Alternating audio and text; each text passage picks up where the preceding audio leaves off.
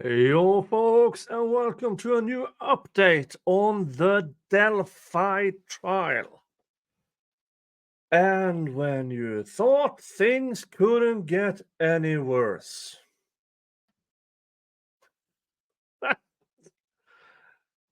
Welcome to the show.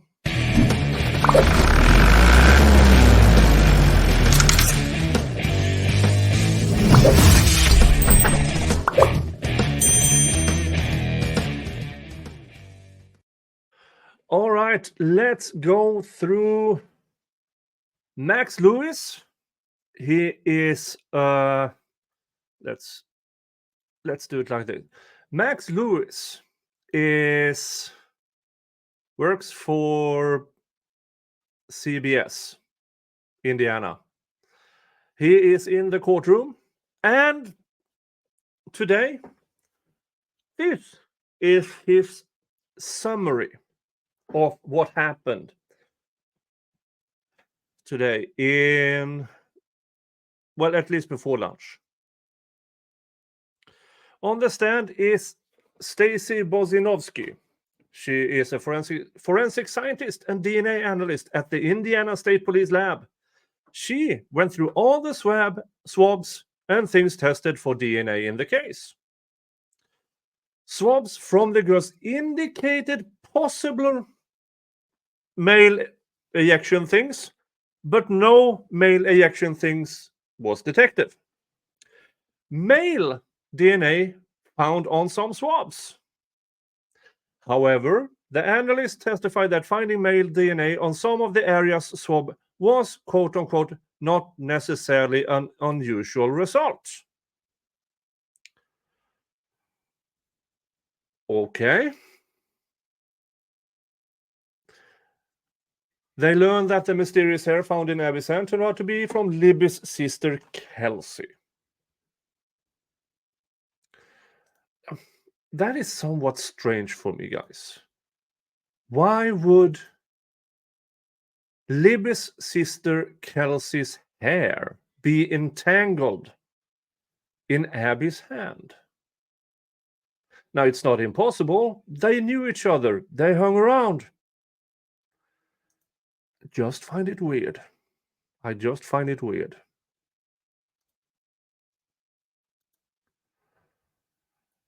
The cartridge found between the girls' bodies was pulled out in court for the first time, and they said it appeared slightly dirty. Well, it was pulled out.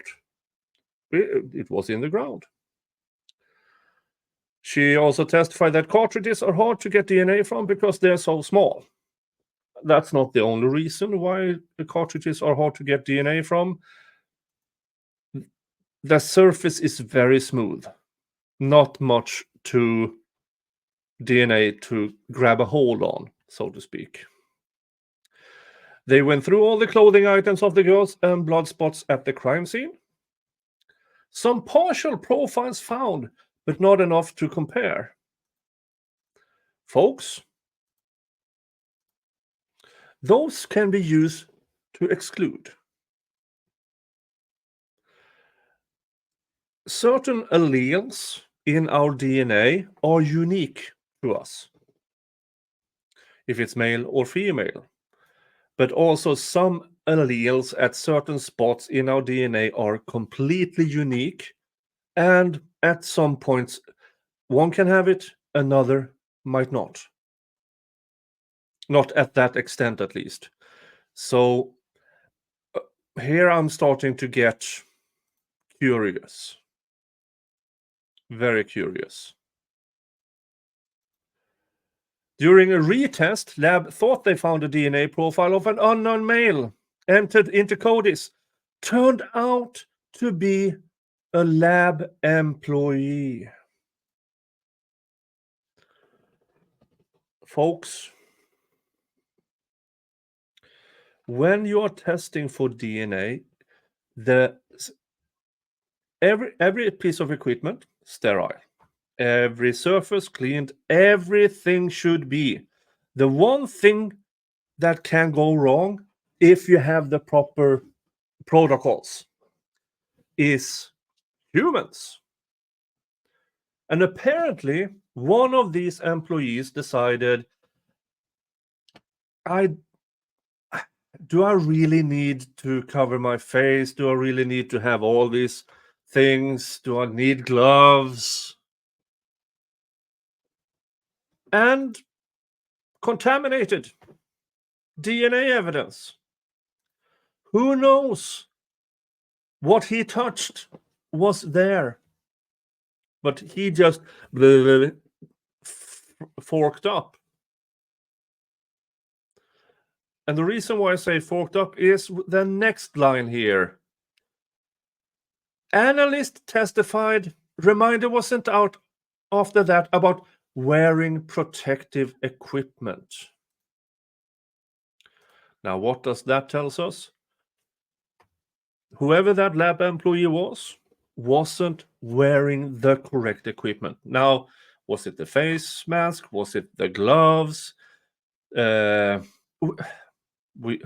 From this, I don't know, but it's enough for me to know that a lab employee at the state police lab contaminated evidence. Seriously.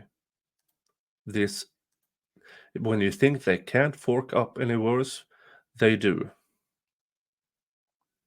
Then, some hairs from the scene were sent to FBI. FBI concluded 3 hairs were not consistent with Abby and Libby.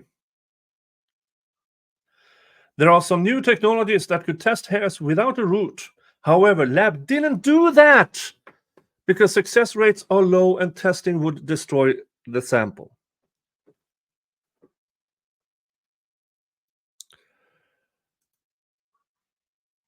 I'm not sure if I agree with that, but what I do know is that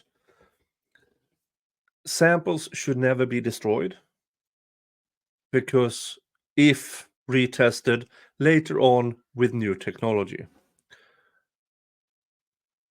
And hopefully, sometime in the future, they can. We do know from the Rex Hoyerman case that there is new technology already out there that can test even fragments of hair. Even though it's destroyed, they can test it and get a result. So the technique is somewhere, but not in Indiana. James Luttrell asked if they found Richard Allen's DNA in any of the items. No, nowhere. But they also didn't find a male DNA's profile suitable for comparison. I do not agree with that. Because even partial, as I said earlier, if they find some alleles, it doesn't need to be many. Then it might not be able to compare and include. But they should be able to exclude. But apparently they are not prepared to do that. Wonder why? It would ruin the case, maybe. Speculatively. That was the end of direct examination, which took the entire morning. So this is a really short version. I'm going to listen in on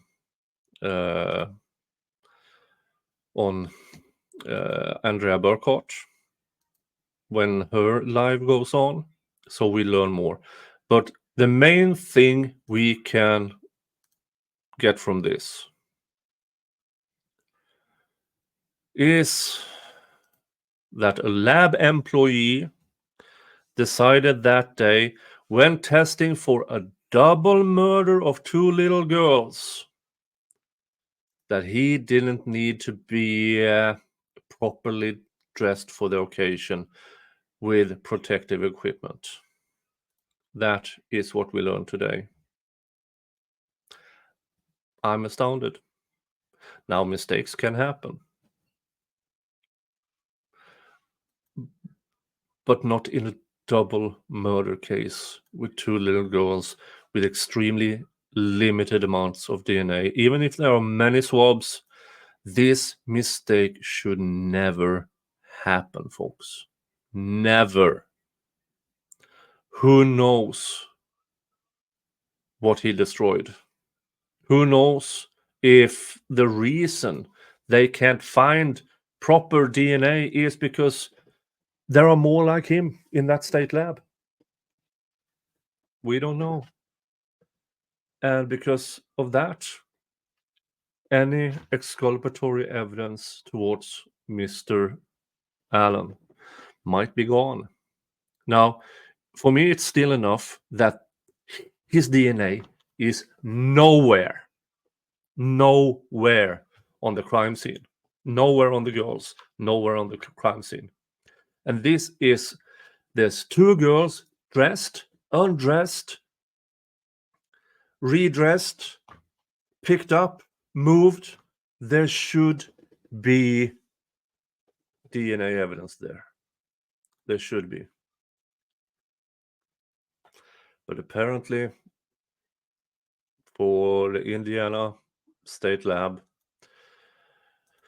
not enough. Incompetence? I don't know. They might be competent. But just the fact that they have at least one employee who doesn't feel that they need to wear the correct protective gear and contaminate evidence. Just another one of these pins on the wall that tells us the absolute incompetence of the prosecution, the judge, and the investigators, and now the crime lab. That's my update for you, my interpretation of what we have found out so far today. Thank you for listening in. Go over to Andrea and to Lawyer Lee to get the full story. All right. Thank you.